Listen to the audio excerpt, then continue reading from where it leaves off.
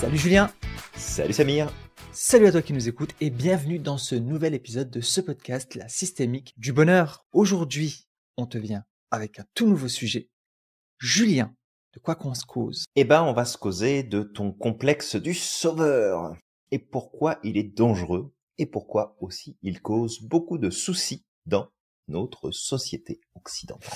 Mais pas que. Et exactement, et surtout quand ce complexe du sauveur est accompagné d'un complexe de supériorité en plus. Parce que ça peut Alors arriver là, ça. ouais. Alors là, ça pose un sérieux problème et on va essayer de se parler de ce sujet-là aujourd'hui pour pouvoir justement faire le tour de la question et voir comment toi aussi tu peux éviter de tomber dans ce piège et savoir également le reconnaître pour avoir un regard plus juste et plus de recul en fait sur ce qui se passe à travers le monde et autour de toi. Alors avant d'aller plus loin, comme d'habitude, on va t'inviter à liker, commenter, partager et bien sûr t'abonner si ce n'est pas déjà le cas. On compte sur toi pour que tu puisses faire passer le message autour de toi, que tu fasses connaître un peu plus ce podcast et que tu nous aides à prendre plus de place sur les ondes. Et s'ils font pas ça, Julien, qu'est-ce qui va leur arriver? Ils vont tous finir en enfer. Voilà, donc like, De toute façon, commente et vu comme on est partage, parti d'accord? là, je pense qu'on va tous y aller. On va se faire un super barbecue, J'ai pas trop envie, moi. un J'ai pas volleyball sur trop la envie. plage. Crois-moi. Ça me branche pas trop. Alors, du coup, Julien, peut-être pour commencer ce podcast, peut-être de définir ce qu'est le complexe du sauveur. En fait, le complexe du Mhm. sauveur, c'est un besoin compulsif de sauver les autres, et souvent au détriment de soi-même, ou même parfois, pas Au forcément au détriment détriment de des autres. soi-même, mais en forçant les autres à accepter d'être sauvés, alors qu'ils ont rien Tout à demandé. fait. Ouais. Ouais, c'est ça. Ça peut vraiment être au détriment des autres personnes. C'est ça, au Parce que détriment oui, des tu autres peux personnes. t'oublier, mais tu peux aussi ne pas tenir compte de l'avis des autres, de ce qu'ils veulent, de ce qu'ils désirent, de ce qu'ils pensent. Et en fait, c'est pas vraiment la meilleure chose à faire. Ouais, exactement. Et tout à l'heure, tu vois, je te disais par exemple que quand il y a en plus le complexe de supériorité, ça peut être dangereux. Bah, tu vois, moi, ça me rappelle quelque chose. Ça me rappelle une expérience que j'avais. Alors, je l'ai pas vécue. C'était à l'époque où tu sais, je m'occupais des SDF là. Mhm. Un SDF qui m'avait raconté. C'est une histoire que j'ai déjà racontée rapidement, mais je vais la faire vraiment en bref. Où un SDF était assis avec son chien et il y a une personne qui s'occupait d'une association qui l'a forcé. En fait, elle est passée, elle lui a donné son sandwich de force alors qu'il en voulait pas. Il lui a dit Mhm. j'en veux pas, j'ai déjà eu à manger, donner à quelqu'un d'autre. Elle l'a forcé, elle lui a donné comme tiens, tu prends, vas-y, prends ton truc et puis arrête de m'embêter. Et en fait, il nous l'a raconté par la suite en disant en fait, je l'ai super mal pris, c'était trop violent pour moi. C'est que j'ai rien demandé déjà, j'en avais pas besoin parce que moi j'avais déjà mangé et en fait, elle m'a Mhm. forcé, elle me l'a donné comme si j'étais un vulgaire manant en fait, tu sais qui était assis là comme ça sur les côtés. Ouais. Et en fait, il est possible que cette personne, elle a eu une intention positive, elle veut aider. Mais sauf que la personne, elle t'a strictement rien demandé. Et ta manière de faire les choses, il y a eu ce complexe de supériorité. C'est je sais mieux que toi ce que tu as besoin. Et Mhm. ça, malheureusement, cette chose, elle se présente dans beaucoup, beaucoup, beaucoup de choses, aussi bien dans des associations, aussi bien au quotidien, je veux dire à titre personnel, mais aussi bien dans certains mouvements, en fait, certains mouvements ou certains collectifs qui sont là comme pour imposer leur vision parce que eux, ils pensent avoir la vision, la meilleure vision, le meilleur mode de vie. Tout à fait. Ouais. Ils savent mieux que les autres. Et c'est quelque chose qui s'est même présenté, tu sais, à l'époque du colonialisme, où c'était comme, bah, en fait, les autres ont besoin d'être éduqués, ils ont besoin d'avoir un mode de vie qui est meilleur que les leurs, donc on va leur imposer, on va les sauver, alors qu'en fait, ils ont rien demandé. Et qui te dit qu'ils étaient inférieurs à toi? Ouais, tout à fait. Et en fait, ce qui est peut-être aussi intéressant, et merci pour ce partage-là, Samir, Je t'en prie. c'est justement tout le caractère psychologique qu'il y a derrière ce syndrome du sauveur. C'est ça. En fait, il y a plusieurs éléments qu'il faut prendre en compte et peut-être parler ici du premier profil qui va être en constante recherche de reconnaissance et de gratitude. C'est Ouais. vraiment ça qui va les guider le plus dans ce syndrome du sauveur de je veux recevoir cette reconnaissance, je veux vivre ce sentiment de gratitude. Et comme tu l'as dit, ça peut amener à être dans une dynamique qui est malsaine finalement, où tu t'oublies pour essayer de faire plaisir, pour apporter le plus aux autres, avec très souvent, en retour, pas vraiment ce que t'attends. Donc pas la Ouais. reconnaissance, pas le sentiment de gratitude, pas les remerciements aussi. Et ça se transforme après en reproche, ça se transforme en aigreur, tu sais, tu deviens aigri, tu deviens désagréable, parce qu'à un moment donné, bah, t'en peux plus te donner pour rien recevoir, et puis après, bah, tu repars pour un tour. Fait que ça, c'est le premier profil, Ça. celui que t'évoquais. Il y en a d'autres. Il y a aussi le profil qui va être ce qu'on appelle le sauveur abîmé. C'est Mmh. celui qui va chercher à compenser à travers l'admiration qu'il va générer chez les autres et l'amour qu'il va générer chez les autres par son intervention. Il va essayer de compenser pour ses propres insécurités. Et ça aussi, c'est problématique parce que, bah, en fait, ça veut dire que tes relations, de manière générale, sont des relations qui sont trop transactionnelles. Tu fais des transactions. Alors, je dirais pas le mot ici, mais tu te mettrais sur un trottoir pour demander de l'attention, ça serait pareil. Ce serait exactement la même chose. Sauf que toi, ça passe pas par ça passe par, bah, je vais sauver les autres, je vais aider les autres, même si on m'a pas demandé à ce que j'aide. Exact. Ouais. Et ça, c'est très problématique. Il y en a un autre, troisième qu'on peut compter, c'est le sauveur empathique. Mmh. Et le sauveur empathique, bah celui-là, clairement, c'est parce qu'il a peur d'être abandonné Ouais. et il a peur de la distance émotionnelle. Donc en fait, il va se connecter à toutes les personnes qui démontrent un minimum de problèmes, qui sont comme en demande de connexion, en demande de présence. Et en fait, ils vont utiliser leur empathie pour se connecter aux autres, les sauver. Et ça va être une relation qui va être malsaine, parce qu'en fait, bah, je vais tout faire pour te garder proche, de garder la main sur toi, parce que je veux pas être abandonné, parce que je ne veux pas qu'il y ait de la distance entre toi et moi. Ouais. Et le dernier, peut-être qu'on peut évoquer ici, c'est le sauveur, allez, un peu terroriste. C'est celui qui va manipuler et contrôler les autres par peur d'être abandonné. Donc je te manipule pour pouvoir te sauver, je te montre que je suis utile, je te montre que je suis important et que sans moi, tu pourras pas faire. Et du coup, bah, c'est un moyen pour moi de gérer ma propre peur d'être abandonné. Ouais. Donc ce complexe du sauveur, bah, pour le coup, il est complexe. Ah ouais, il est très, très Parce qu'il y a complexe, ouais. beaucoup de choses dedans. Ouais, et puis il y a certainement encore d'autres points qui peuvent être amenés par rapport à ça. Parce que c'est quelque chose qui est multifactoriel Oui. et c'est propre à chaque individu, en fait, ce qui peut le pousser justement à aller vers le syndrome du sauveur. Moi, je pense aussi aux personnes qui vont contre-projeter, qui se mettent constamment à la place des autres et qui parfois, bah, lorsqu'une personne va vivre une difficulté, elle va le vivre à sa place, alors que si ça se trouve, la personne, ça l'impacte pas du tout. Mais c'est comme, moi, ça m'impacte, moi, ça me fait mal, alors je vais venir te sauver comme pour te dire, non, il faut faire ça, il faut faire ceci, je vais faire les choses à ta place. Et après, au final, ça peut amener des conséquences qui peuvent être pires pour la personne parce que elle, ça l'impactait pas autant que ça au final. Ouais. Bien vu justement d'avoir amené ces différents facteurs qui peuvent amener à aller vers le syndrome du sauveur. Et le truc qu'il faut garder à l'esprit, c'est que ce syndrome du sauveur peut amener à un cercle vicieux parce qu'il est en lien aussi avec le triangle de Karpman. J'ai donné l'exemple du Direct, ouais. colonialisme, Julien. C'est un Ouais. des exemples, hein. C'est OK, on va aller sauver des peuples qui, parce qu'ils estimaient que les peuples africains étaient en dessous, par exemple, si je parle de la Mhm. colonisation africaine. Tout Donc à on va fait. leur donner l'éducation, on va leur ramener notre mode de vie, notre style de vie, parce qu'on estime qu'on est meilleur. On va leur Et imposer notre religion, on va leur c'est imposer ça, nos mœurs, nos habitudes. Ouais, tout à fait. exactement. Ces petits sauvageons. Tu sais, je Mm. rajoute ça pour rigoler, mais c'était Ouais, tout mais bon, comme, hein. c'était un moyen de parler, effectivement, de ces personnes qu'on allait sauver. Exactement. Et le truc, Mm. c'est que bah tu y vas, tu vas imposer ton mode de vie, tu vas te rendre compte que les gens, ils ont pas forcément envie de te suivre. Déjà, tu sais, tu les envahis chez eux. Donc, il va y avoir peut-être une révolte, il va peut-être y avoir une rébellion. Et là, derrière, c'est comme, ah, t'as vu ces ingrats?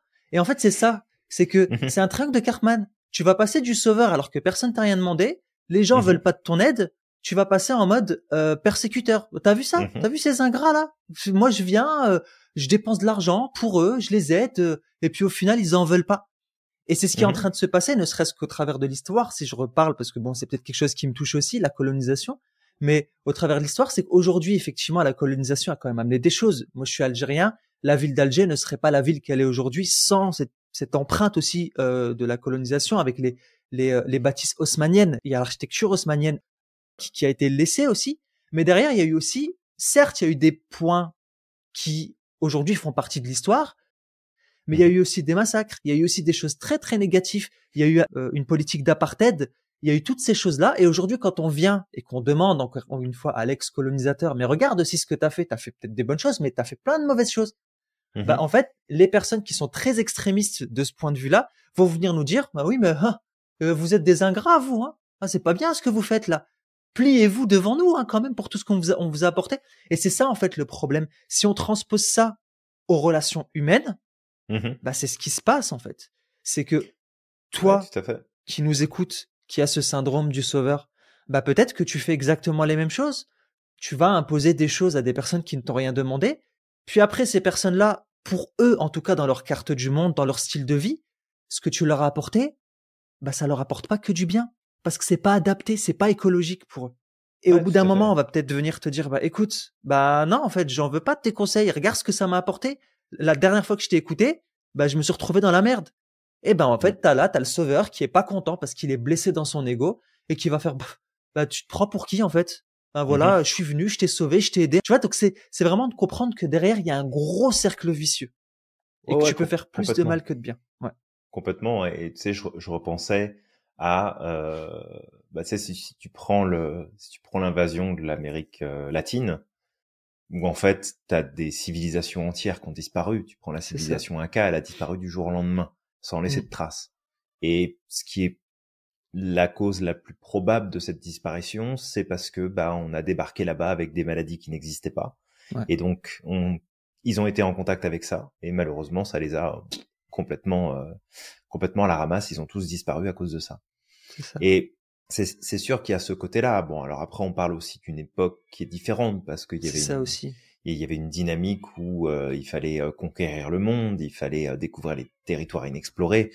Heureusement, on n'est plus dans cette dynamique-là. Bon, maintenant il y a d'autres problèmes qui se posent, mais c'est plus la même dynamique.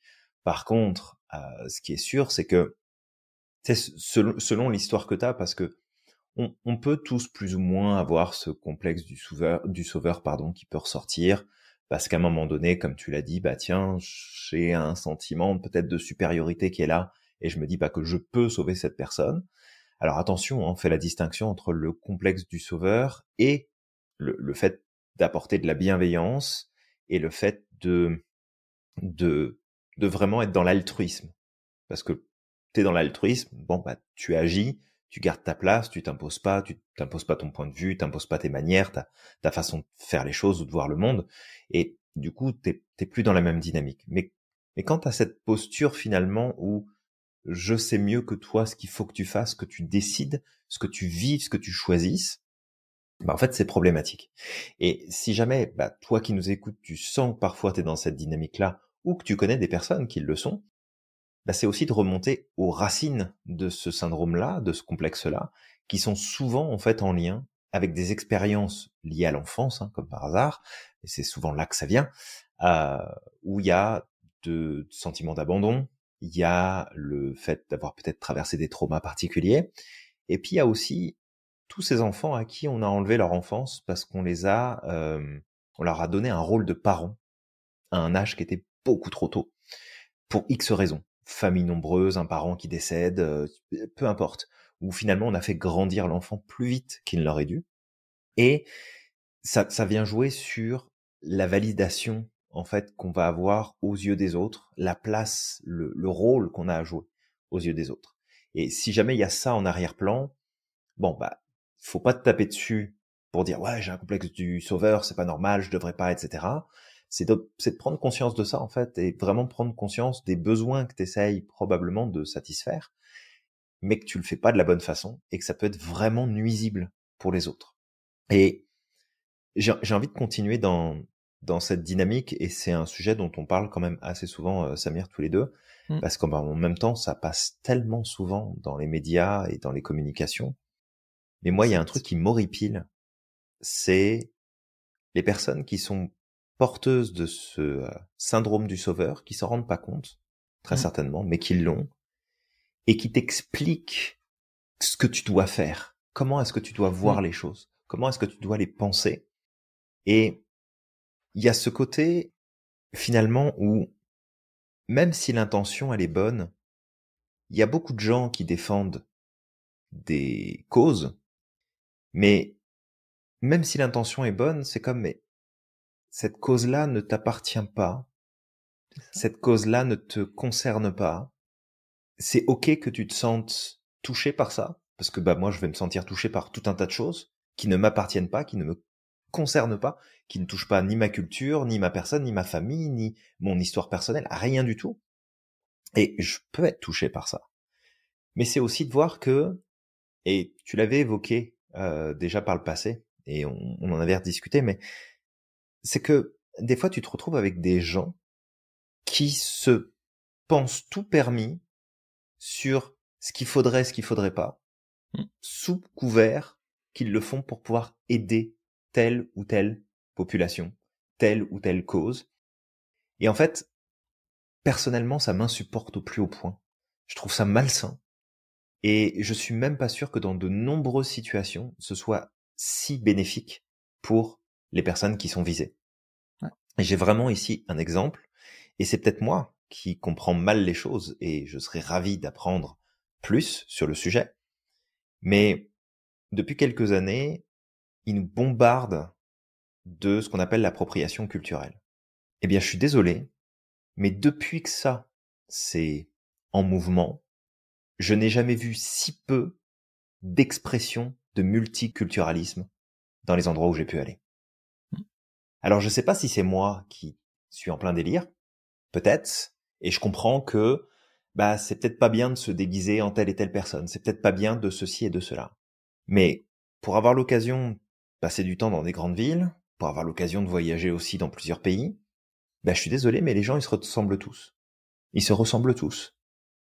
Je veux dire, avant t'avais la possibilité de voir des choses qui appartenaient à différentes cultures. Parfois tu voyais des gens qui allaient porter des fringues, qui allaient avoir un style, qui allaient utiliser des choses qui, oui, ça appartient pas à ta culture d'origine, mais est-ce que l'utiliser fait forcément de toi quelqu'un qui va moquer et qui va considérer que justement ça, bah en fait, ça vaut moins que rien, donc je ridiculise, je m'en sers, etc. Mais en attendant, la seule chose que je vois maintenant, sauf si bah tu vas dans des musées, tu vas dans des expos, etc. Mais sinon, est-ce qu'on le voit encore ce multiculturalisme? On le voit pas vraiment. Parce que tu peux venir du fin fond de l'Afrique, tu vas être habillé avec un costard cravate ou un tailleur. Mm. Ok, bon, je comprends, tu t'adaptes, tu t'ajustes à ton environnement. Mais en fait, est-ce que ça fait pas disparaître quelque chose que de vouloir absolument, tu sais, parce que je sais pas qui est à l'origine, mais on va se le dire, les gens qui nous font chier avec ce principe-là, bah, excuse-moi, mais c'est des blancs. C'est des blancs cosmopolitains. Puis, j'ai rien contre, je suis blanc. Je fais partie de la même culture. Mais c'est comme, ok, est-ce qu'il n'y a pas un problème là? Ceux qui nous font chier sur l'appropriation culturelle, c'est toujours les mêmes. Mm. C'est pas les personnes concernées. Est-ce que c'est moi qui délire ou je sais pas. Je sais pas comment tu le vois, Samir, mais Mm. est-ce que c'est moi qui ai pas les bonnes infos, qui vois pas les bonnes choses? Et je comprends l'intention qui peut être très positive derrière. Mais bordel, est-ce qu'on nous a demandé de dire quelque chose ou de faire quelque chose? Moi, ce que tu me dis, ça me parle parce que je vais faire un lien avec autre chose. Mais récemment, j'ai eu des personnes qui m'ont Mhm. parlé de racisme, qui sont venus me parler du racisme, comment on devrait faire, comment les gens devraient se comporter, etc. par rapport au racisme. Sauf que c'est des personnes qui ont jamais été concernées par le racisme, Mhm. que moi j'ai vécu, en tout cas dans ma vie. Ouais, tout à fait. Et moi, ça, j'aime pas. J'aime pas du tout. C'est pas à toi de venir me mettre en victime, de venir me dire, oh, pauvre petit de toi, oh là là, pauvre petit gars, t'as vécu ça, t'as vécu Mhm. ceci, la société, elle veut pas de toi. J'en ai rien à faire, j'ai pas besoin de ça. Pourquoi tu me mets en victime alors que je le suis pas? J'ai vécu du racisme, certes. Ça m'a permis Mhm. d'être aussi où j'en suis aujourd'hui. Ça m'a permis de grandir. Peut-être que pour certains, Oui, ça va être beaucoup plus difficile. C'est vrai. Et ça devrait pas tout à exister. fait. Et je dirais même plus que tu sais ces personnes-là qui viennent me dire là, qui viennent se porter en Charles Martel, je prends ce nom-là de la lutte contre le racisme là, et qui Mhm. sont comme tu dis Julien blancs, qui sont pas du tout concernés par ce que je vis parce qu'ils font partie justement peut-être de la majorité dans le pays, dans ce pays-là, par exemple en France, des Mhm. Français avec un prénom français qui Mhm. n'ont jamais été concernés, qui viennent, ils se mettent sais, en sauveur, j'ai presque envie de dire qu'en fait, toi-même, tu fais preuve de racisme au final. Ça va peut-être choquer ce que je dis. Mais en fait, t'as des préjugés, t'as des idées toutes faites sur moi. Tu estimes que je suis une victime. Tu estimes que toi, t'as la réponse à ma problématique. Mais laisse-moi tranquille. Laisse-moi gérer mon problème tout Fous-moi la seul. paix, ouais. Mais C'est ça, clairement. fous-moi la paix. Donc en fait, t'es en train de faire exactement ce qu'ont fait peut-être tes ancêtres quand ils ont colonisé peut-être un pays d'Afrique en disant, moi, je sais mieux qu'eux. Tu vois? Et je sais que ça peut choquer ce que je suis en train de dire, mais je dis pas que toi, qui a pas été concerné par cette problématique-là, tu ne peux pas nous aider. Tu peux aider ces personnes-là. Bien Mais sûr. c'est pas à toi de venir imposer ta vision. Laisse les personnes concernées eux-mêmes trouver des solutions. Accompagne-les à trouver des solutions. Mais Ouais, tu n'impose participes. pas ton point de vue. Tu sais, on parle d'appropriation culturelle. Ça me rappelle une certaine comédienne, là, récemment, qui est mariée avec un Sénégalais. Elle vit au Sénégal. Alors, il me semble que c'est le Sénégal, le pays où la Côte d'Ivoire. Ok. Et en fait, elle s'habille comme une personne du Sénégal ou de la Côte d'Ivoire parce que c'est aussi sa double culture maintenant. Elle est mariée avec quelqu'un qui Bah oui. vit là-bas, elle vit là-bas. Et en fait, t'as des personnes qui sont venues lui dire appropriation culturelle. Mais pourquoi? Ok. Mais pourquoi c'est sa seconde culture aujourd'hui? Ça veut dire qu'en fait, c'est Oui, puis pareil. c'est même pas de l'appropriation. C'est pas de l'appropriation, Enfin, ou alors c'est effectivement. moi qui comprends pas la définition du verbe s'approprier quelque chose. Et Ouais, à partir du moment où tu fais ça, c'est soit par respect par la culture et de dire bah j'ai envie de respecter l'endroit où je suis et je veux pouvoir m'intégrer pleinement, ce qui est peut-être son cas. C'est peut-être par admiration, par plaisir de dire waouh, j'adore cette culture, j'adore ça, je veux pouvoir porter telle et telle chose. Et mm, dans ce cas-là, bah c'est vachement bien. Je veux dire, ça veut dire que tu aimes la culture, que tu as envie de la vivre, que tu as envie de l'incarner, c'est ça. même si c'est pas ta culture d'origine. Parce qu'à ce moment-là, tous les immigrés de n'importe quel pays qui essayent de s'intégrer, ils font quoi? Ils font de De l'appropriation l'appropriation culturelle. culturelle. Bah oui. Donc à un moment donné, il faut arrêter d'être con, quoi.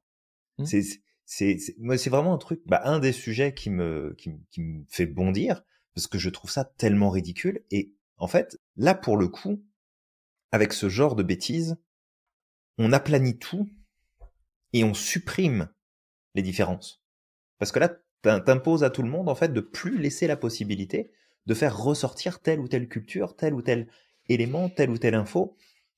Et oui, tu t'adaptes à l'environnement dans lequel tu t'installes. Tu sais, c'est comme quand moi je suis arrivé au Québec, le nombre de Français qui arrivent en bon français en voulant faire comme les bons Français au Québec, bah ils s'intègrent pas puis ils repartent. Parce qu'ils disent ouais, oui. finalement on n'est pas bien ici, c'est tous des Il y cons, en a ici etc. aux States aussi. Hein. Mais oui, mais forcément que c'est Mm. tous des cons. T'arrives avec ta manière de penser, t'arrives avec ta manière de faire et tu veux faire comme à la maison chez les autres. Et forcément ça marche pas. Puis Ouais. peu importe d'où tu viens et dans n'importe quel pays tu vas, forcément ça marchera pas. Ouais, Mais et c'est drôle parce que ce genre de personnalité, en tout cas moi ceux que j'ai vus ici aux États-Unis, c'est les premiers qui vont venir te dire oh là là, il y a des gens chez nous qui veulent pas s'intégrer, ils sont différents. Ah non non, tu oui, sais, en fait ils critiquent ce qui oui, se passe en c'est France, les mais mêmes. ils font la même chose ici. Tu vois. Ouais, Ils non, se mais c'est mélangent tout à fait qu'entre ça. Français, ils sont hyper Exactement. communautaristes. Mais calmez-vous les gens. Ils ont leur Enfin je sais quartier, ils pas. ont leurs petites habitudes. C'est ça, Et, exactement. et c'est vrai, tu vois, je rigole parce que bah c'est sûr quand moi je suis arrivé au Québec, bon, je suis arrivé à Montréal, je pas fait très original, on s'entend. J'aurais pu aller dans plein d'autres coins entre temps, mais bon, les choses ont fait que j'ai pris ma place là-bas. Et je me suis toujours refusé, en fait, d'aller m'installer dans le quartier français. C'était hors de question. Je viens pas au Québec pour être avec des Français. Alors forcément, t'en croises. S'il y en a tellement, c'est sûr que t'en croises. Et tu peux te lier d'amitié avec certains. Mais c'est quoi le but de partir à l'étranger si c'est pour faire exactement comme tu fais à la maison? T'as Mm, aucun intérêt. mm, c'est Et ça. du coup, peut-être pour revenir sur l'exemple parce que je suis reparti en roue libre après, j'ai rebondi sur ce que tu disais, mais sur cette célébrité-là, en fait, elle a dû se faire critiquer au possible. Mais après, c'est ça, c'est est-ce que Ouais. tu sais si les critiques qu'elle a eues sur le fait bah, qu'elle s'habille en fonction de la culture dans laquelle elle se trouve, est-ce que c'est les locaux qui l'ont critiqué? Parce que ça peut arriver. Tu sais, qu'il y ait aussi cette résistance des personnes qui sont sur place. J'imagine que c'est les bons petits Européens qui regardaient ça d'un petit peu plus loin et qui disaient ouais, c'est pas normal. Ouais. Non, c'est ça, c'est les Ouais. Européens. Alors il y a deux possibilités. C'est soit souvent les Européens qui sont pas du tout concernés par cette culture, souvent comme tu dis Mhm. des personnes blanches, soit c'est des personnes qui sont parfois, ils ont une double culture, Mais en fait, Mhm. ils connaissent même pas leur culture. C'est ça qui est arrivé. C'est des personnes, par exemple, des Ivoiriens ou Ouais, des s- Sénégalais qui ont ils jamais sont été, nés à l'étranger peut-être et puis donc avec une mentalité, alors une culture principalement française. Et c'est ça, en fait, mhm, c'est que c'est souvent des gens qui sont pas concernés. Et c'est pareil, en Algérie, si on voit quelqu'un qui va porter une robe kabyle, qui n'est mhm. pas algérien, mais qui porte une robe kabyle, nous, ça nous fait plaisir. On se dit, ah, c'est, tu vois, notre, Bah, une partie de j'imagine, notre ouais. culture, de ce qui fait, bah, intéresse les autres. Et ça nous fait Mhm. plaisir de partager. Et c'est ça. Alors que c'est souvent des personnes qui sont pas du tout concernées, qui viennent te dire, t'as pas le droit de faire ça, il faut pas faire ceci. Et comme tu dis, Julien, c'est qu'on se retrouve avec une société qui est très homogène, où même les personnes qui auraient envie de porter ce genre de vêtements et qui peut-être sont à peu près concernées par cette culture-là, ne le font Mhm. plus parce que ça fait plus partie du paysage, en fait. C'est quelque chose qui est tellement rare qu'à partir du moment où tu vas le porter, bah, on va te repérer tout de suite. Tu sais, c'est comme, ah, il y a la petite tache là qui vient de passer. Et Oui, c'est puis en ça. plus, c'est un coût. Enfin, je sais pas, je sais même pas s'il y a une réglementation particulière. Je sais qu'ici, au Canada, il y a des réglementations particulières sur certains sujets, mais je me demande même si tu serais pas à risque de te prendre une amende parce que tu as décidé de Ouais, porter c'est quelque chose possible, qui est hein. pas de ta culture. Mm. C'est tellement ridicule. C'est drôle. Peut-être que ça va être mal pris. Et je sais que ce podcast va faire grincer des dents. Et c'est OK. Et c'est Je crois important pas d'en qu'on a parler. l'habitude. Bah, c'est ça. Mais c'est aussi important d'en parler, de poser ça sur la table. Parce que Ouais, moi, je je t'ai dit la pense. dernière fois, j'ai eu une discussion avec quelqu'un. La Mhm. personne non français, elle a strictement rien, tu vois, de Ok. mes origines à moi. Et elle vient me parler de moi, ce que j'aurais pu vivre, du racisme, de ceci, de cela. Et limite de m'imposer au travers de son regard, bah, ce qu'elle Mhm. pense. Sauf que moi, en fait, je me sens même pas concerné par ce que tu dis là, en fait. Au Ouais. contraire, je suis pas une pauvre petite chose. J'ai vécu du Non, racisme. Ça clairement. m'a Mhm. permis, personnellement, même si c'est difficile de le vivre, c'est ça, ça cause des sentiments d'injustice. Mais Ouais, aujourd'hui, bien moi, si sûr. je devais revivre ma vie, je revivrais toutes les épreuves que j'ai eues, tout ce que Mhm. j'ai pu vivre auparavant.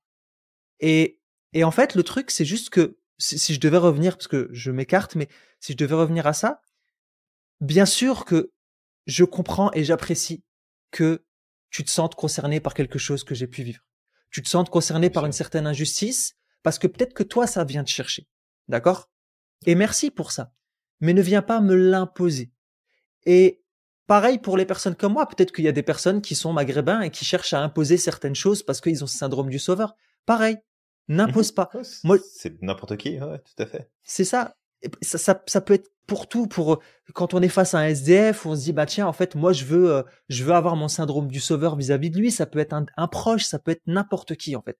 Juste de si quelque chose te touche, on te dit pas de ne pas passer à l'action, on te dit pas de pas aider, mais la personne concernée est Mhm. plus à même de trouver des solutions. Déjà écoute peut-être cette personne, regarde si peut-être c'est vraiment aussi pire que ça pour elle. De quoi elle aurait besoin? Et qu'est-ce qu'elle pourrait Ouais, tout à apporter comme fait. solution pour qu'elle puisse être pleinement actrice, en fait, de Tout ce à fait. changement-là? Bah, tu sais, il y a un truc qui me venait en tête là par rapport à ce que tu partageais, et puis merci pour ça, Samir. Je C'est t'en prie. que à partir du moment où tu regardes quelqu'un avec pitié, tu l'empêches de pouvoir grandir et de reprendre son pouvoir. C'est ça. Ça marche pas.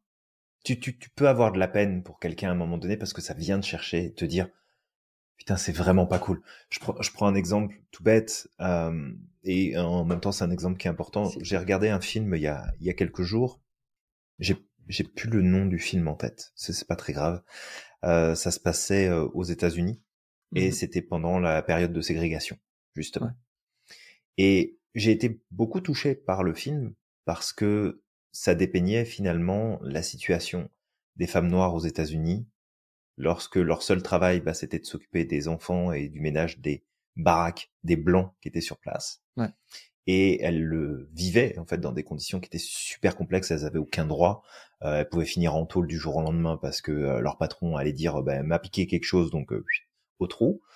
Et j'ai été touché par le film parce que c'est l'injustice qui vient me chercher et me dire waouh quand même il y a pas si longtemps que ça on en était encore à fonctionner comme ça. Mmh. Et je sais pas moi comment j'aurais fonctionné à l'époque. J'en sais rien. N'importe qui peut dire qu'est-ce qu'il aurait pensé à l'époque, qu'est-ce qu'il aurait fait à l'époque. Mais c'est sûr qu'aujourd'hui, bah, j'aurais probablement pris position, puis j'aurais certainement fini en tôle parce que parce que j'aurais trop ouvert ma gueule et puis que ça aurait pas plu. Mais tu sais, tu peux te sentir concerné par, tu peux te sentir touché par quelque chose, par une situation, mais ça veut pas dire que tu as le pouvoir de devoir t'investir d'une mission et finalement imposer ton point de vue, imposer tes règles, imposer la manière dont ça doit être réglé, ça doit être géré. Et je pense à beaucoup d'assos qui ont ouvert leurs portes il y a déjà pas mal d'années de ça en arrière et qui ont fait plus de mal que de bien, même si, dans le fond, elles avaient une intention positive, mais ça a été développé par des personnes qui n'étaient pas premièrement concernées, ça a été envisagé et des stratégies ont été mises en place en fonction des personnes qui n'étaient pas concernées. Et du coup, ça a amené plein d'injustices supplémentaires. Alors ça a fait du boulot aussi dans le bon sens, mais c'est vraiment ici pour t'amener, toi qui nous écoutes, à comprendre que ce complexe du sauveur, il est pas bon. Il est dangereux. Il est pas bon pour toi, parce que ça veut dire que tu essaies de répondre à des choses qui sont pas stables, dont t'as même peut-être pas conscience, t'as pas conscience de tes propres besoins, mais c'est aussi la manière dont t'interviens sur les autres. Et qu'en fait, quand t'es en posture de sauveur, t'as toujours un regard sur l'autre où tu la considères comme une victime, cette autre personne, ou ce groupe de personnes. Et tu peux pas responsabiliser des victimes, tu peux pas responsabiliser des gens que tu considères comme étant inférieurs, quelque part. Parce que de toute façon, c'est, pauvre toi, tu vis ça, bon, moi je le vis pas, moi je suis tranquille, je suis pas à ce niveau-là. C'est horrible, en fait. Quand tu analyses le truc, tu te dis, mais putain, en fait, waouh, le complexe de supériorité, il est bon, là. Tu sais, on est au taquet. Donc, comment est-ce que, avec ces considérations-là, et encore une fois, t'as le droit de pas être d'accord avec nous, t'as le droit de bondir sur ta chaise, de dire, mais qu'est-ce qu'il raconte, c'est du n'importe quoi. Mais élargis ton champ de vision, essaye de voir sous un angle différent, et de te rendre compte, en fait, que on pourrait, ne serait-ce qu'en faisant disparaître totalement le complexe du sauveur de la surface de la planète, je suis sûr qu'on fait disparaître énormément de conflits. Juste ça, là. Juste ça. Ouais, exactement. Donc, Mais vas-y, Samir, vas-y. j'allais dire, mais vraiment, encore une fois, tu sais, de souligner et de le mettre en gras, d'appuyer. On ne dit pas que si tu n'es pas concerné par une problématique, tu ne peux pas agir dessus.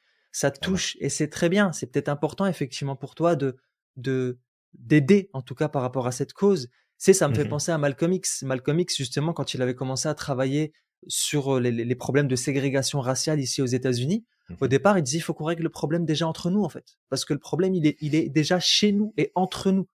On n'a pas besoin que des personnes qui ne sont pas concernées par notre problématique viennent, en quelque sorte, nous dire quoi faire et s'investir. Donc, on règle déjà le problème entre nous. Et après, par la suite, effectivement, il s'est un peu plus ouvert, parce que là, il était dans une position un peu plus radicale. Par la suite, il s'est un peu plus ouvert. Il a dit, mais d'abord, on veut bien travailler avec d'autres personnes, mais d'abord, il faut savoir que c'est nous qui devons avoir les clés en main et on doit d'abord régler nos problèmes entre nous. Donc, en quelque sorte, c'est juste ça, c'est que c'est important qu'on puisse tous ensemble agir sur certaines causes. Si certaines causes te touchent, c'est très très bien. C'est peut-être que tu as quelque chose à apporter là-dessus. Mais n'impose pas. Si tu n'es pas concerné, n'impose pas. Accompagne. Essaye de voir un petit peu ce que les gens pensent au travers de tout ça, mais n'impose pas. Et c'est ça le souci, c'est ça la dérive. C'est que c'est pareil ici aux États-Unis, ceux qui vont parler d'appropriation culturelle, c'est des Américains, des Noirs américains. Des vrais purs. Ouais, c'est des Noirs américains en fait. C'est-à-dire que, tu vois, je dis pas afro-américain parce que beaucoup n'aiment pas le terme afro-américain. Pourquoi? Parce qu'ils ont grandi depuis plusieurs siècles maintenant ici aux États-Unis. Donc en fait, ils ont très peu de culture africaine. Ouais, donc ils aiment pas être renvoyés à ça. Ils sont détachés de la culture africaine. Okay, ouais. Ils sont détachés. Mais par contre, ceux qui vont vraiment venir parler d'appropriation culturelle, c'est pas des personnes. J'en connais ici, tu sais, des Africains, des vrais, tu sais, des personnes qui sont venues d'Afrique et qui travaillent ici, etc. Eux, ils se sentent moins concernés par cette problématique que des personnes qui ont grandi ici depuis plusieurs siècles et qui n'ont, tu sais, qui n'ont aucune, qui sont en quelque plus sorte, américains qui sont jamais chose, partis. Ouais, voilà, qui sont jamais partis en fait en Afrique. Et je peux comprendre après derrière, Julien, il y a un sentiment d'injustice. Il y a aussi peut-être le poids de l'histoire qui a été vécue. On leur a tout enlevé, on leur a enlevé beaucoup de choses. Qu'aujourd'hui, en fait, ils se mettent en polarité pour pouvoir, tu sais, comme pour se mettre en défenseur de cette problématique-là. Ça me rappelle encore une fois un autre exemple, parce qu'il y en a beaucoup ici, c'est vrai, des cas comme ça ici aux États-Unis, ou dans une école, je sais plus si c'était à Harvard ou quelque chose comme ça, où en fait il y a un espace multiculturel principalement pour les minorités. Et un jour, il y avait un étudiant américain, donc blanc, tu vois, qui ne trouvait plus de place à la bibliothèque pour pouvoir travailler. Le seul endroit qu'il a trouvé pour pouvoir réviser, c'était de venir dans cet endroit-là. Et le pauvre, en fait, il s'est fait agresser. Il s'est fait agresser, tu sais, on l'a insulté, etc. Parce qu'on lui a dit, mais en fait, t'as rien à faire ici. On s'est battu pour avoir cet espace-là. T'as d'autres espaces. Et en fait, le pauvre, il expliquait que, ben, en fait, j'ai essayé d'aller à la bibliothèque, etc. Il n'y a pas d'espace, en fait. J'ai pas trouvé, en fait, d'espace. Et il a essayé, tu vois, de collaborer, de discuter. Et en fait, on l'a même pas laissé en placer une. Et le problème, en fait, c'est qu'il est là, le gros problème. Que quand tu te poses en polarité de cette problématique-là, qu'est-ce qui se passe? Tu es toi-même à l'origine d'injustice. Tu es en train de pénaliser parfois des personnes qui font partie, qui ont vécu cette problématique-là, mais qui ont rien demandé et qui veulent pas que ça se passe de cette manière-là. Et tu pénalises aussi des personnes qui peut-être sont comme toi, sont pas concernées par la problématique et qui un jour peut-être ont eu envie parce que ils sont passionnés par la culture, parce qu'ils aiment bien les vêtements, de porter des vêtements qui ne sont pas les leurs, parce qu'on parle d'appropriation culturelle, mais vraiment c'est valable dans tout. Tout à fait. Bah, tu les pénalises et tu leur colles l'étiquette de raciste peut-être ou tu leur colles un procès aux fesses alors que les pauvres en fait c'est juste qu'ils sont passionnés par cette culture et c'est juste qu'ils ont peut-être envie de la mettre en avant et je trouve ça scandaleux en fait. Je trouve ça vraiment scandaleux comment cette société est en train de se polariser et comment au travers de certains combats polarisés en fait on est en train de créer beaucoup plus de dégâts qu'autre chose et je peux parler de SOS racisme aussi. Je pense que le racisme n'a jamais autant explosé en France, si on parle de la France, que depuis qu'il y a SOS racisme, où c'est des personnes qui sont pas du tout concernées, qui viennent mettre leur nez dans des choses qui les concernent pas. Bah, en fait, qui sont en va-t-en-guerre sur des problématiques où en fait les personnes concernées eux-mêmes n'ont strictement rien demandé. Ils ont rien demandé. Et à ce moment-là, bah qu'est-ce que tu fais? T'es en train de polariser une autre partie de la population qui se dit ils font chier en fait toutes ces personnes-là, on peut plus rien faire, etc. Alors qu'en fait les personnes concernées n'ont strictement rien demandé. On peut parler en France des repas halal. Je peux parler de cet exemple-là où au départ les gens étaient capables de manger du poisson. Ils pouvaient manger végétarien. Alors c'est très bien qu'il y ait des plats halal, d'accord? C'est très bien, mais les personnes au départ qui ont été demandeurs de ça, c'est pas les personnes concernées en fait. Donc on est venu, on a imposé à des écoles de mettre en place des plats halal et souvent des personnes qui n'étaient pas concernées. Et maintenant, en fait, tu as une partie de la population qui dit, et même les politiques qui se l'approprient en disant, on est en train de venir chez nous, de nous imposer des choses qui ne font pas partie de notre culture. Mais en fait, c'est des gens comme toi au départ qui ont été à l'origine de cette problématique. Ouais, tout à fait. Enfin. Ouais, non, mais c'est tellement ridicule. C'est tellement ridicule. Ça me fait chier. J'en ai marre, Julien. J'en ai marre. Ça me saoule. Exprime-toi. Non, mais je partage complètement et c'est vraiment ce côté ridicule. Et en plus, c'est un aspect, et je pense que c'est pour ça aussi qu'on avait envie de l'amener dans ce podcast, c'est que, et d'ailleurs c'est souvent des éléments qu'on veut amener dans nos podcasts, c'est les aspects qui sont justement pas montrés. C'est le côté, en fait, où on t'amène pas à réfléchir et à voir sous un angle différent. Et c'est tellement dommage parce que on peut tous tomber dans le complexe du sauveur, d'autant plus si on a un historique et différentes problématiques et une méconnaissance de nos propres besoins, parce qu'on en parle quand même assez souvent de la place des besoins et comment est-ce que ça peut nous manipuler au fond de nous. Mais c'est vraiment crucial de comprendre que derrière cette intention parfois qu'on a de se dire on va faire bien les choses, on va mettre ça en place, ça va être bon pour eux, ça va leur faire du bien, ça va leur montrer que. Mais en fait, est-ce que t'as demandé quoi? Est-ce que t'as demandé? C'est ça. Et peut-être que ce jeune, alors, tu sais, d'un côté, je peux comprendre la réaction qu'ils ont eue. Oui, c'est ça, je peux comprendre. On arrive à avoir un espace, puis tu nous envahis notre espace. Bien sûr. Peut-être qu'il aurait dû demander, tu sais, de dire, excuse-moi, j'ai de la place nulle part. Est-ce que c'est OK si je m'installe là? Tu sais, plutôt que de prendre la place directement. Exactement. Donc, après, je sais pas, si ça se trouve, il a demandé, c'est ça aussi le truc. Mais c'est ça aussi le problème, c'est que tu crées un espace spécifiquement pour ces personnes-là. Et c'est qui est à l'origine de cet espace? Est-ce que c'est les utilisateurs qui l'ont demandé? Ou alors c'est un petit blanc, une petite blanche là qui s'est dit oh tiens, je vais faire ma petite bonne action, je vais ouvrir une partie de l'établissement pour pourquoi Mm. pourquoi Vraiment. Tu sais, c'est comme on s'en parlait la dernière fois sur la discrimination positive. Mhm. Est-ce que j'ai envie de réussir à décrocher un emploi ou d'intégrer une université parce qu'en fait je fais partie d'une minorité? Est-ce que c'est gratifiant? Je sais pas. Mm. Ça ouvre des portes, j'imagine. Parce qu'il y a toujours des cons qui peuvent t'empêcher de passer parce qu'ils ont décidé que t'es pas de la bonne culture donc tu rentres pas. Ça, des cons, c'est pas ça qui manque. Mais je sais pas quel sentiment tu peux avoir. J'essaye de me projeter. Si demain on me disait tiens regarde Julien, tu vas avoir l'opportunité d'avoir ce poste-là parce que en plus tu fais partie d'une minorité. Tu dois rentrer dans les quotas. Ouais, c'est ça. Je pense que la première chose que je dirais, c'est va te faire foutre et je le prendrai pas ton truc. Je pense que c'est ça qui me viendrait. Mais je sais pas, je suis pas dans la situation et je suis pas dans la problématique qui aurait pu se poser. Mais je me questionne vraiment même sur des choses comme ça où on se dit ah c'est cool, il y a de la discrimination positive. Mais juste ça, le terme discrimination positive de quoi? Ouais. Déjà rien que le terme discrimination positive. C'est la réglementation nous impose d'avoir un handicap, une personne en situation de handicap, je vais le dire correctement, dans notre entreprise. Donc on va prendre une personne en situation de handicap. Ça veut dire que je suis embauché juste parce que j'ai un handicap? Tu sais, j'ai le droit de remettre en question en fait la raison pour laquelle je suis intégré. C'est ça.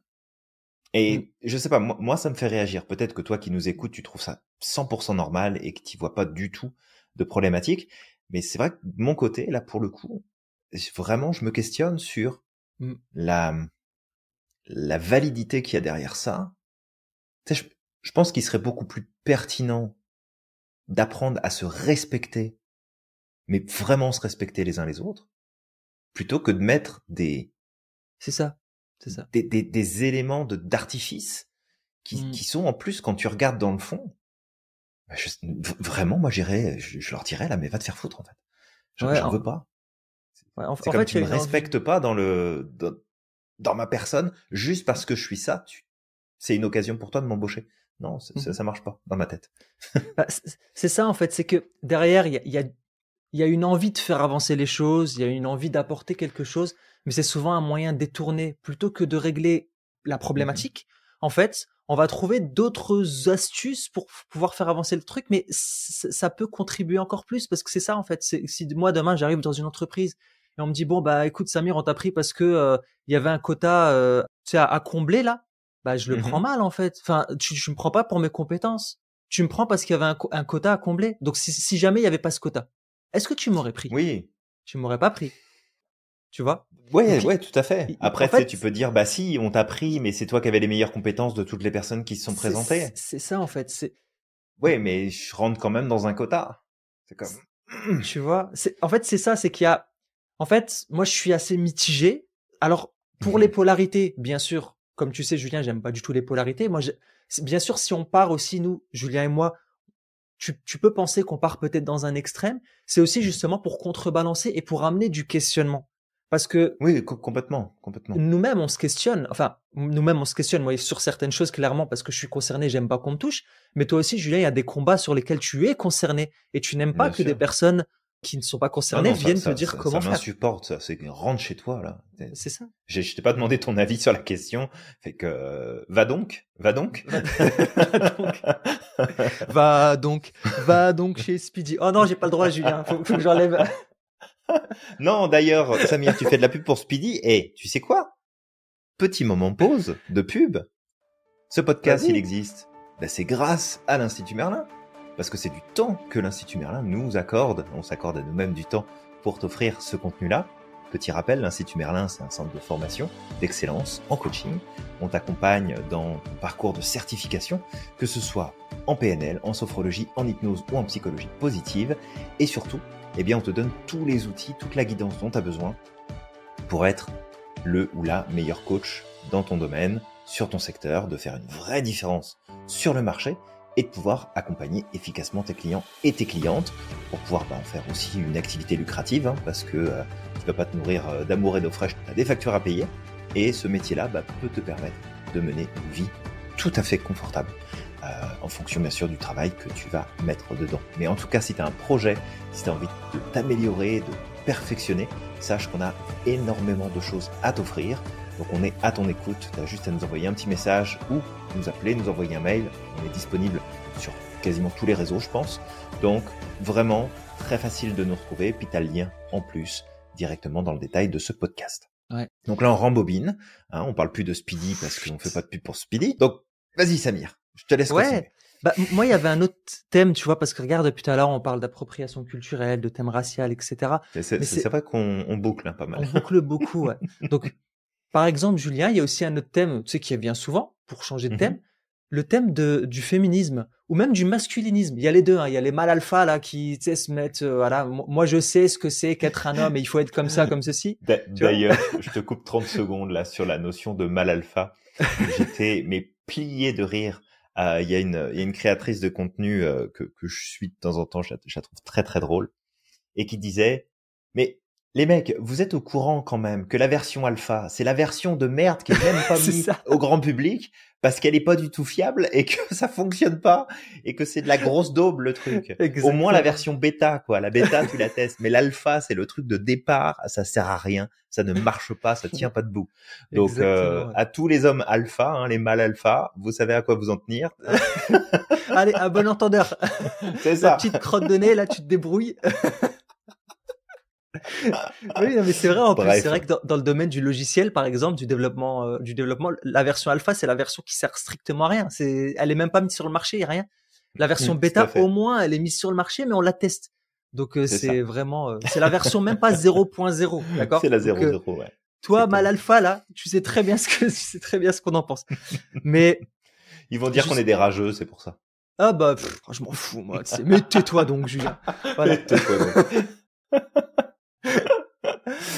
Mais vraiment, tu vois, mais c'est parce que c'est un extrême comme un autre. Encore une fois, ces personnes-là, ils partent dans un extrême et ils se rendent pas compte qu'ils sont en train de foutre plus de merde qu'autre chose.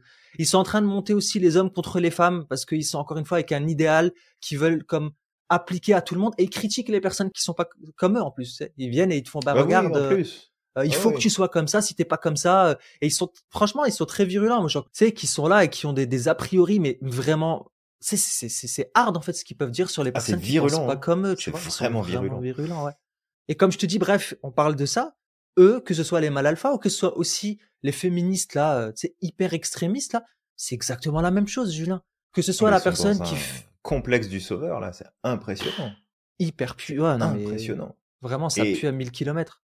Je pense que toi et moi, on est pour cette mesure et bien sûr que c'est des sujets aussi, et on va pas se le cacher, on travaille avec 90% de femmes au sein de l'institution. Exactement, ouais. Je veux dire, c'est à un moment donné, tu te rends bien compte que la moitié de la population mondiale, elle a toute sa place, elle a son importance. Les femmes sont bien qu'elles sont même mieux plus placées que nous sur énormément de sujets. On est mieux qu'elles, entre guillemets, sur d'autres sujets parce que y a des compétences, des capacités physiques, il y a tout un tas de choses à prendre en compte. Mais toutes ces personnes-là qui sont en tout cas, on a des facilités et ils ont des facilités sur d'autres choses. Peut-être mieux, je sais pas. Mais il y a des facilités. C'est ça, on a chacun notre utilité, on a chacun notre place et il y a personne qui devrait dire moi je suis meilleur que toi puis je prends ta place puis ceci puis cela. Et oui, il y a des combats qui existent encore aujourd'hui qui ne devraient plus exister en 2024, ça ne fait aucun sens qu'on en soit encore à ce stade-là, même après plus de 2000 ans d'évolution et on compte pas ce qu'il y avait avant. Mais c'est ça, c'est que des fois tu vois, et en fait je crois que le problème c'est que ce sont ces personnes-là qui sont les plus médiatisées et c'est elles qu'on met sur le devant de la scène. Et quand je dis elles, c'est les personnes, peu importe le sujet. Mais là, tu parlais du féminisme. Je suis désolé, des fois, je vois des féministes, puis il y a des hommes féministes aussi qui sont hyper virulents parfois. Oui, eux aussi, ouais. Ils sont pas concernés par la problématique, mais est-ce que tu te rends compte, en fait, que tu es en train de desservir des années de combat qui ont été faits avant que tu arrives, avant que tu naisses, et que tu es en train de foutre du bordel parce que tu crées encore plus d'inégalités.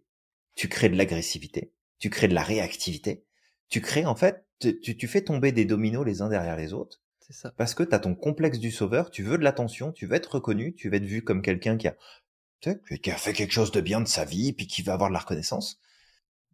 Ça marche pas, en fait. Ça marche pas.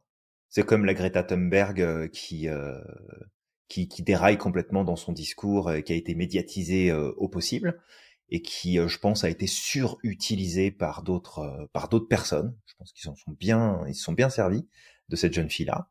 Mm. Et en fait, t'as juste envoyé un message qui, toi, t'as ridiculisé, puis en plus, qui a créé plus de polarité dans la population. Mm. Et c'est pas bon, là. T'as envie de défendre une cause, défends-la. Mais la polarité sera pas la réponse. Non, c'est ça. Malheureusement. Ce sera pas du tout. Et tu vois, c'est ça, regarde, j'ai un autre exemple, par rapport au féminisme. Ça me fait penser à, il y a pas très longtemps, tu vois, certaines féministes extrémistes, là, qui ont une vision toute faite du féminisme, mais par contre, quand c'est des personnes qui leur ressemblent pas, ils les défendent pas. Ils les défendent pas. Il y a des femmes qui portent le voile, par exemple. Ça, c'est pas leur vision du féminisme. Qu'est-ce qu'on fait? On les rabaisse et on les ridiculise. Pourtant, c'est des femmes comme toi. Si tu veux lutter contre le féminisme, tu prends les femmes dans leur ensemble, peu importe leur culture, peu importe leur façon de penser, peu importe d'où ils viennent, peu importe les traditions qu'elles portent. Si c'est ça ton combat, si c'est les femmes, en fait, tu mets tout le monde sur le même plat. Tu vas pas dire, non, en fait, il faut que ce soit comme ça, il faut qu'une femme, elle soit comme ceci, comme cela. Non, là, t'es polarisé. Là, t'es en train de foutre la merde. T'es pas une vraie féministe. Au contraire, t'es dans ton syndrome du sauveur. À tout un tas d'autres personnes. C'est ça. T'es dans ton syndrome du sauveur et t'es dans ton syndrome de quoi? Complexe de supériorité. Parce que toi, t'es supérieur aux autres. Parce que toi, tu penses mieux que les autres. Parce que toi, tu sais. On donne notre point de vue, on partage notre ressentiment. Et peut-être qu'on a tort. Et peut-être qu'on est complètement à côté de la plaque. Mais quand je vois les résultats, moi, il y a des trucs où t'as un isme dans ta manière de faire, c'est déjà qu'il y a un problème, quoi. Ouais. Cyclisme, tout ça, c'est pas bien, ça. Franchement, faut arrêter. Athlétisme. Astérixme. Non, je rigole. Bon, Astérixme. mais tu vois, à notre combat, là, il y a pas longtemps, ça s'est passé chez vous au Canada récemment.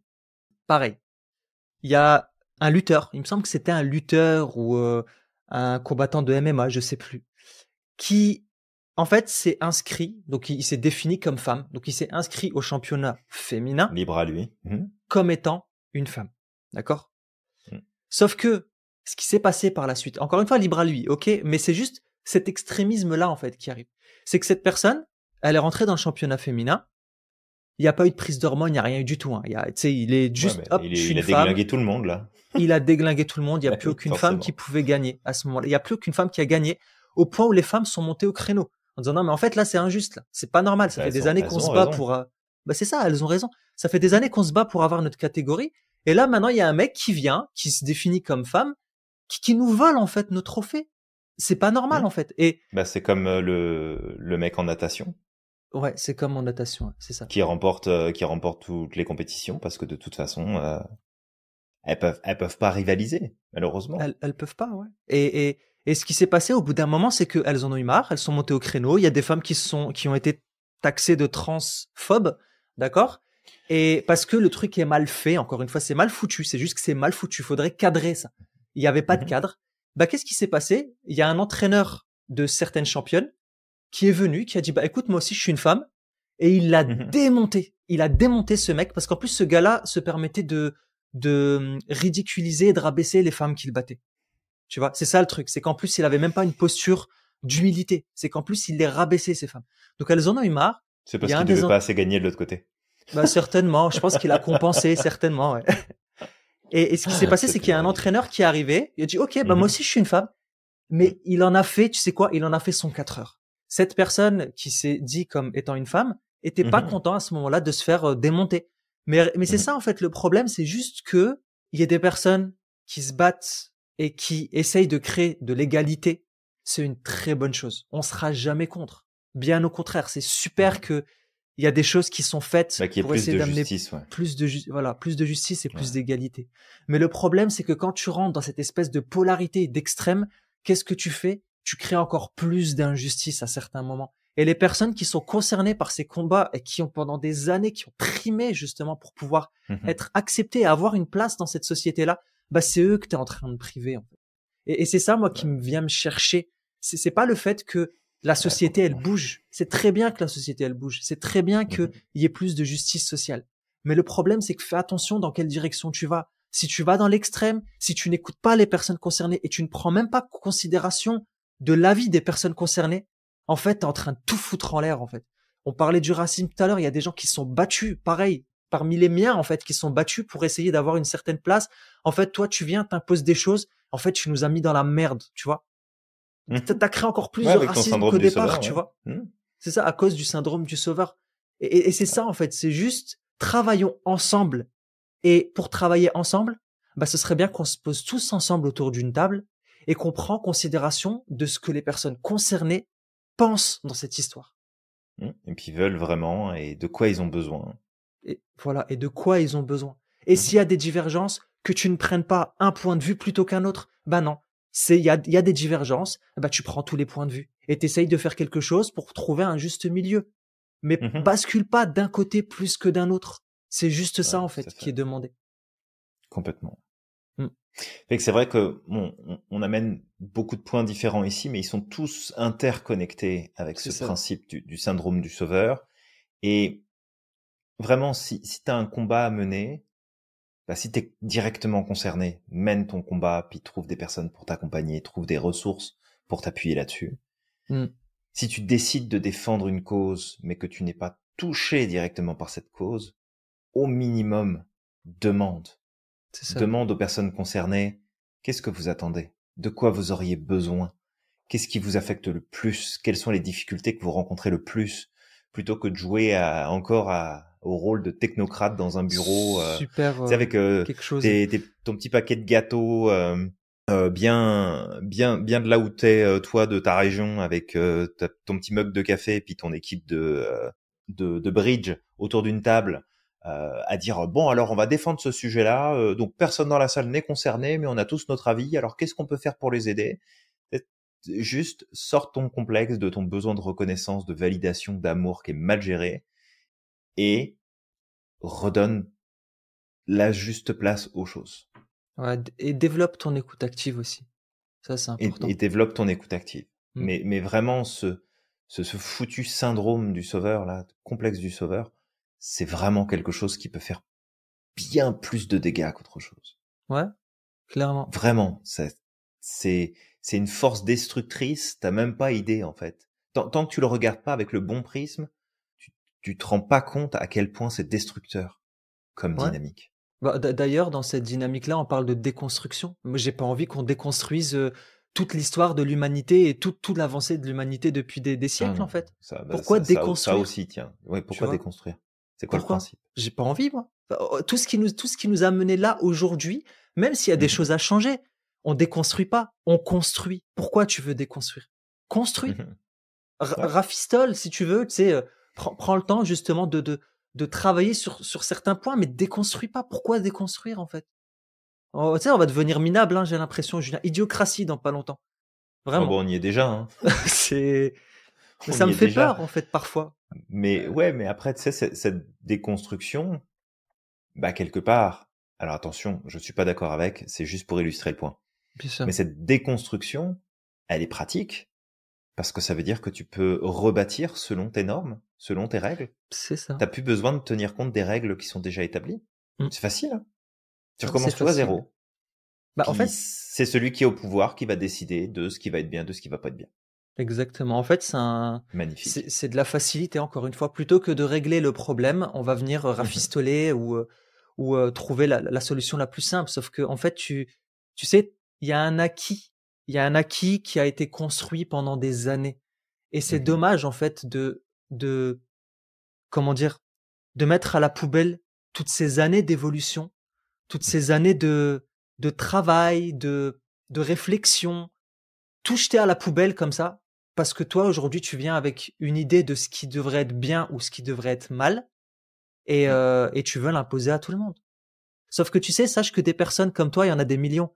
Alors s'il y a des millions de personnes comme toi, il y a 1 million de personnes avec sa propre vision de ce qui est bien et ce qui est mal. Imagine ce que ça va faire. Enfin, c'est des va en guerre, en fait. Et ça me fait Mhm. penser à ce proverbe soufi, celui qui, très souvent, les personnes qui veulent la paix reprochent aux autres de vouloir la guerre. Mais en fait, t'es dans le même truc, en fait. Mhm. Toi aussi, en fait, t'es un va-t-en-guerre parce que tu imposes quelque Mhm. chose aux autres. Bah, j'ai même envie d'aller, je veux choquer Ouais. volontairement, mais un des plus grands complexés du sauvetage de notre histoire moderne Ah s'appelait oui, Adolf Hitler. exactement. Ouais. Oui, Puis ça, c'est faut vrai. pas l'oublier. Il avait un méga complexe du sauveur. Parce que Ouais. pour lui, ce qu'il faisait, c'était bon. Parce que Oui, pour pour lui, lui, ce qu'il c'est faisait, c'était la vérité. Parce que pour lui, c'était la solution pour avoir une société qui est équilibrée, qui fonctionne, qui est efficace, qui est juste. L'un des plus grands complexés du sauvetage de notre histoire, c'est Adolf Hitler. ouais. Et on a vu ce que Et ça a apporté. Hein. tous les complexés du sauvetage sont des Adolf Hitler en puissance. Ouais. Surtout quand on part dans les extrêmes, quelle que soit la position. Et tu peux dire, non, c'est pas vrai, parce que moi je suis contre ça, je suis machin, je suis truc. Non, non, surveille-toi. Surveille-toi. Parce qu'on est tous capables de ça. Tous. Et si en plus t'es porteur de ce syndrome-là, de ce complexe-là, t'es encore plus concerné par la question. Ouais. Encore une fois, tu sais, ici, on n'est pas en train de t'affirmer des choses. On n'est pas en train de te dire qu'on a raison, qu'il faut nous écouter, il faut tout prendre à la Tu lettre. Non. nous écoutes, on On a s- la vérité. Le grand gourou Skippy, c'est ça. Tu sais, nous, on se questionne sur ça. Ça fait des moments où, tu sais, des fois, avec Julien, on en discute et puis on se dit, mais peut-être que si ça se trouve, c'est nous qui avons tort. Et tu sais, on essaye de se mettre des deux points de vue. Mais aussi, on prend du recul et on voit aussi les résultats que ça apporte. C'est que parfois, ça détruit des gens, ça brise des gens et parfois, ça apporte encore plus de problèmes aux personnes concernées. Je peux penser justement, allez, un autre thème, Julien, le mariage gay. Mhm. À ce moment-là, les extrémistes qui ont amené ça, je connaissais des gens qui étaient gays, tu vois, et qui me Mhm. disaient, en fait, non, on s'en fout. On a déjà le Pax, en fait. Il y a des personnes qui s'en foutaient. Ils étaient déjà bien comme ça. Je dis juste que Mhm. il y a des personnes qui n'étaient pas concernées par cette Qui ne se sentaient pas problématique-là concernés et puis et qui qui se se sont retrouvaient dans retrouvés la merde. embarqués dans un combat qui n'était pas demandé. Mais oui, oui, C'est ça. clairement. C'est ça. Clairement. Alors c'est Et sûr qu'après, d'un point de vue purement légal, pourquoi est-ce que ce serait illégal? C'est pas bien normal, c'est sûr. une injustice. Bon, Ouais. ok, allez, c'est bon. À la rigueur, on aurait pu appeler ça différemment, Mm. juste par principe que parce que le mariage, bah, c'est mariage religieux, ça a toute une connotation derrière, etc. Ok, on aurait pu appeler ça différemment. Mais ceux qui étaient en tête de proue là, ceux qui ont pris la défense de ce sujet-là, il y en avait combien qui étaient gays? C'est ça. C'est Je ça. sais pas. Je les Je ai pas te- comptés, moi, j'en sais rien. Mm. Mais je suis à peu près sûr qu'il y en avait pas beaucoup. Ouais. Mais c'est juste Ouais. que de venir imposer à tout le monde sans venir les consulter, bah au final, en fait, t'as lésé des personnes. Bah, tu crées encore plus d'injustice et puis tu crées un fossé, en fait, entre ceux qui ont rien demandé puis qui subissent, ceux qui ont rien demandé de l'autre côté non plus puis qui se sentent attaqués dans leur fondement et dans leur vision du monde et qui disent, bah non, c'est pas normal, ça devrait pas changer. Mm. Fait que tu m'étonnes que tu crées des conflits. C'est ça. Ça marche pas. Ça Mm. marche pas du tout. C'est complètement débile. Et Fait que les excités du sauvetage, là, calmez-vous le pompon, allez vous mettre le cul dans la glace, ça va vous calmer, faites quelque chose, quoi. Je sais pas. Calmez-vous. c'est Trouvez-vous un ça, juste. hobby, je sais pas, retournez en cours, apprenez un nouveau métier, j'en sais rien, occupez votre vie, mais faites autre chose que ça, quoi, s'il Ou vous plaît. alors sauvez-vous vous-même. Peut-être que vous avez besoin de vous Ou sauver sauvez-vous vous-même vous-même. et que vous mettez ça sur les autres, en fait. Mais Investissez une plateforme pétrolière, faites-en un pays, et puis vous mettez vos règles sur ah, place, il y vous a allez un voir mec comment qui ça avait va fait être. ça d'ailleurs. C'est drôle. Il y avait un mec qui Oh, avait il y fait en a ça. qui a fait ça. Ouais. Le mec, Ah, il mais avait, bon, je crois qu'il avait tiré sur la marine anglaise et tout ça en plus parce qu'il s'était approché de chez lui, genre rentrez pas dans mon pays. C'était trop drôle cette histoire. il doit être bien attaqué celui-là aussi. Il Mais, était fou. Mais voilà, encore une fois, on n'est pas en train de dire il faut pas faire les choses parce que là, en nous écoutant, tu diras peut-être ouais, mais ça veut dire en fait on fait rien. Non, mais non, en fait il au faut faire les contraire. choses. Mais on les fait correctement, s'il vous plaît. C'est ça. Avec remise en C'est, question, on rentre pas dans l'émotionnel, on écoute les autres, on fait preuve d'humilité. Peut-être que j'ai raison, peut-être que j'ai tort, peut-être que je pars dans la Mhm. mauvaise direction. Puis Et peut-être que personne a raison, en plus. et peut-être que personne n'a raison. Ouais. Ça se trouve, nous, on a totalement tort sur ce qu'on est en train de dire. C'est juste que, Julien, toi et moi, on est très nuancés. Donc, en fait, on On prend le essaye le temps. plus possible. Ouais. C'est ça, on essaye. Donc, on prend en considération les deux aspects. Et c'est vrai que ça a fait avancer la société d'un point de vue. Parfois, les polarités font avancer, font basculer. Tu sais, ça fait basculer d'un côté, et après, on peut retrouver un peu d'équilibre. Ouais. Mais il y a combien de dégâts, en fait, entre-temps? Mais Tu sais, il y a c'est combien ça, de personnes qui souffrent? c'est ça. Tu parlais tout à l'heure du féminisme. combien peut-être il y a de jeunes femmes qui souffrent en fait de tout ce qui est mis en place et de toute la critique et le jugement et les réactions que ça amène Mm. autour d'elles et qui en souffrent. Je dis pas que Ouais. c'est pas important de faire avancer ce sujet-là, mais tu parlais des gays il y a quelques instants, c'est la même chose. Combien il y en a qui doivent souffrir dans leur scolarité, dans leur enfance, leur adolescence, parce qu'en fait, on crée des sujets explosifs, on attise les consciences là-dessus, on pousse les gens à réagir et à se taper sur la gueule en direct, et ça se répercute en fait sur tous ceux qui sont derrière, qu'on a en charge, puis qui ont besoin de grandir dans un environnement qui va être sain, qui va être stable, avec des exemples, avec un cadre, avec tout un tas de choses. Ça a un impact qui est énorme. Alors oui, peut-être que tu te dis, bah si je gueule assez fort, les choses vont bouger assez vite. Je suis pas sûr, je suis pas convaincu du truc, Ouais. personnellement. Quand je vois la PETA interdire les animaux dans les manèges, les animaux en bois dans les manèges, tu vois, j'ai pas envie de les écouter. Je me dis non, mais en fait, votre lutte, elle est pas là, en fait. Mais non, peu importe, c'est pas parce que tu vas mettre un cheval dans un manège que ça va poser problème, que tu demandes à ce qu'il n'y ait plus d'animaux qui soient utilisés dans les cirques. Ok, Dans les laboratoires, très bien. Dans les laboratoires, qu'on limite le plus possible, c'est parfait. c'est Qu'on parfait. Ouais. évite des élevages, des élevages horribles, c'est parfait. On le fait. Qu'on évite les parcs aquatiques, qu'on évite les zoos, c'est parfait, c'est ok. Mais il y a une limite, quoi. C'est ça, il y a juste ça. Il y a une limite. Demain, ça se trouve, on va dire aux mecs, vous avez plus le droit de porter du rose parce qu'en fait, c'est réservé aux femmes. Et les femmes, elles auront plus le droit de porter du bleu parce que c'est pour les mecs. Ouais. Ouais. En fait, ça marche pas. Ça fonctionne pas. Donc oui, il y a certains modèles qu'il faut limiter ou qu'il faut réexpliquer. Il y a des choses qu'on peut changer. Mais je suis pas partisan de la polarisation. C'est Et ça. je crois vraiment pas que c'est la bonne stratégie à envisager. Ouais, je pense pas. Je pense, en fait, pour moi, je pense vraiment que ce qui sauvera le monde, c'est de la sagesse. Avant, il y en avait à certains moments. Alors, c'était peut-être pas tout. Tu sais, je dis pas que le monde d'avant était meilleur qu'aujourd'hui. Bien loin de là, tu vois. L'humanité, Tout elle à est fait. très récente. Hein. Faut savoir Mhm. que nous, les êtres humains, les animaux sont plus anciens que nous. Je pense que sur l'histoire de l'humanité, on représenterait même pas, tu sais, un grain de sable sur une page. Nous, les êtres humains, on est Ouais, très l'histoire de la récents. planète ou l'univers par rapport à nous, c'est rien du tout là. C'est strictement C'est la rien, petite tu vois. poussière, tu souffles dessus, il y a plus rien quoi. C'est ça, Ouais. exactement. Donc on est tout nouveau, nous, ici. Donc il faut un temps. Il faut un temps pour évoluer, pour grandir, pour apprendre. Et peut-être qu'avant, oui, il Tout à y a fait. des paradigmes qu'aujourd'hui, quand on le regarde avec notre regard d'aujourd'hui, on se dit, ah, c'est scandaleux. Mais pour l'époque, c'était pas grave. Et peut-être que c'était bien même pour leur époque, avec le contexte de l'époque, tu vois. Mhm. C'était ce qu'il y avait de mieux à faire, en fait. Ouais. Et c'est la même chose c'est la même chose aujourd'hui.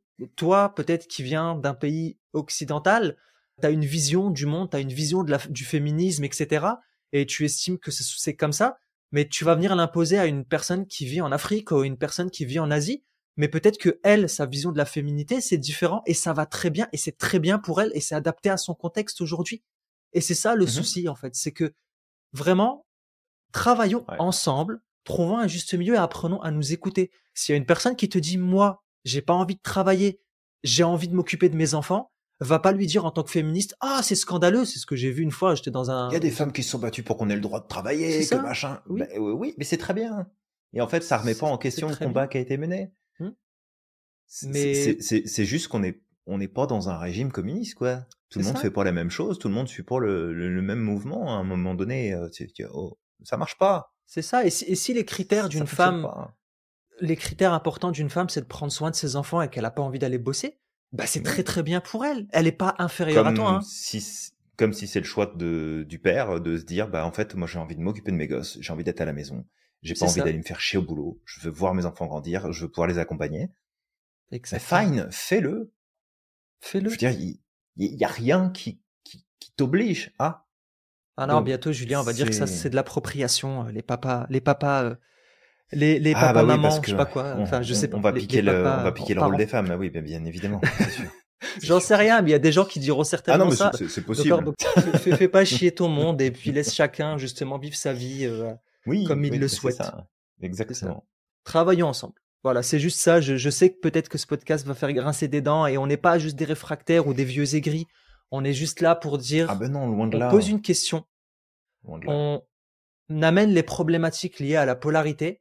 Pour nous, ne serait-ce que par notre formation, notre travail, notre vision des choses et l'observation qu'on fait de nos clients, la polarité ne marche jamais, Jamais, quelle ouais. que soit la situation. Ça ne fonctionne jamais. Aucune Mm. polarité fonctionne. Fait que, il nous faut de l'élasticité, il nous faut de la souplesse, il faut être capable de voir les deux points de vue, l'importance des deux points de vue et naviguer entre les deux. On devrait dépenser beaucoup plus d'argent et de ressources dans la diplomatie plutôt que de fabriquer des tanks et des bombes. C'est ça. C'est ça. Parce qu'on aurait des vrais diplomates, on aurait de la vraie diplomatie et dans tous les domaines, sans exception.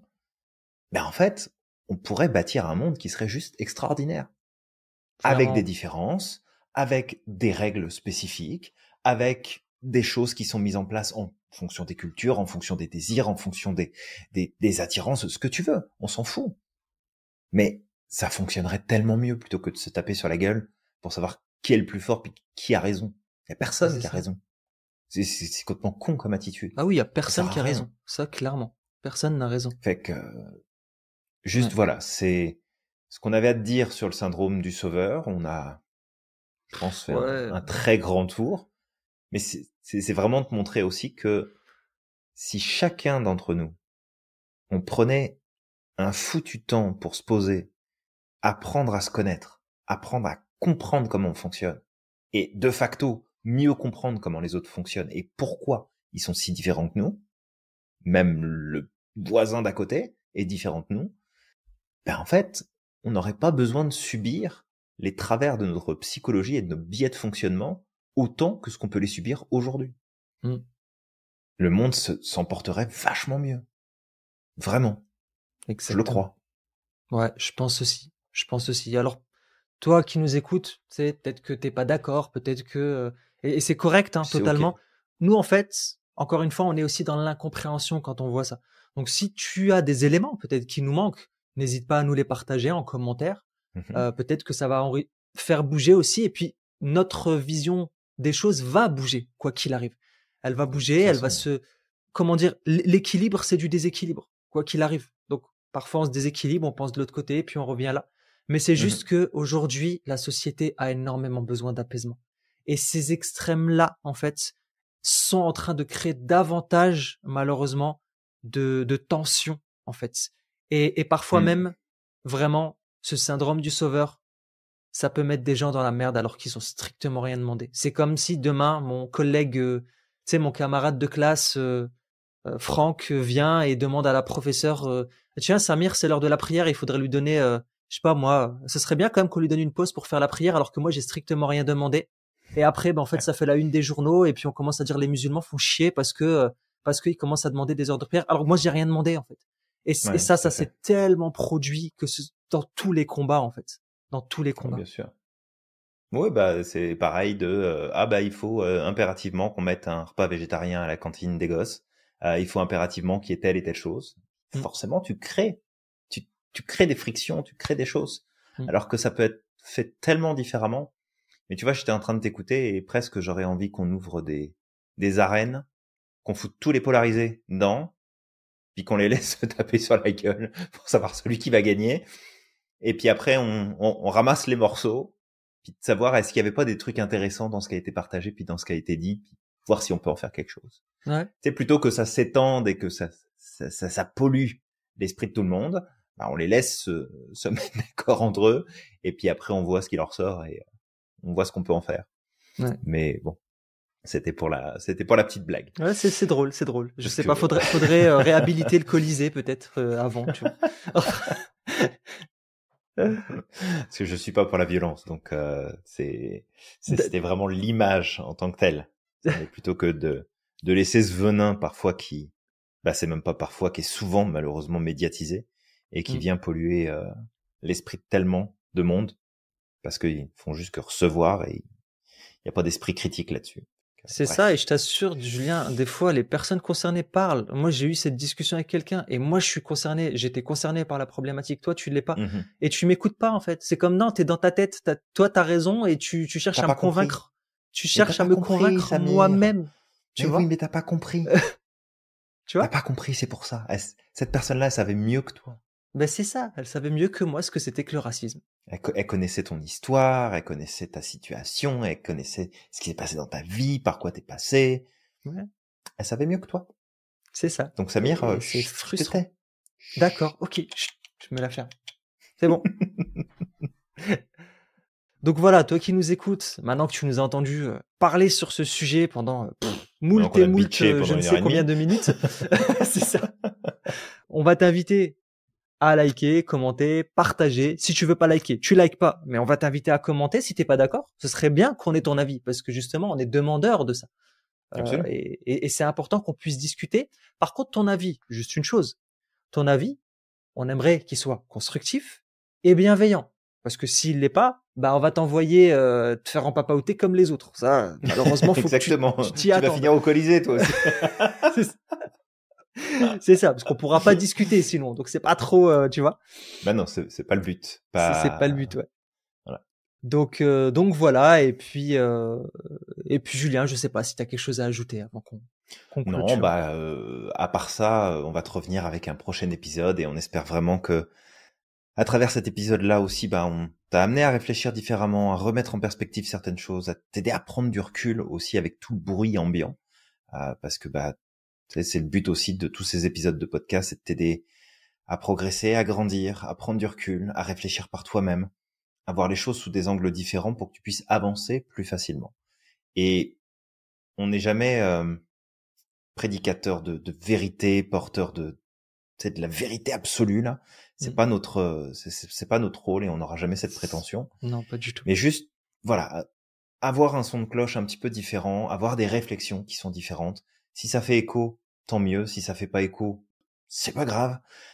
Fais ta propre idée. Mais c'est ça. Tant que tant que ça fait progresser, grandir, réfléchir, remettre en question, puis surtout que ça t'aide à progresser. C'est surtout ça le plus important pour nous. Mm.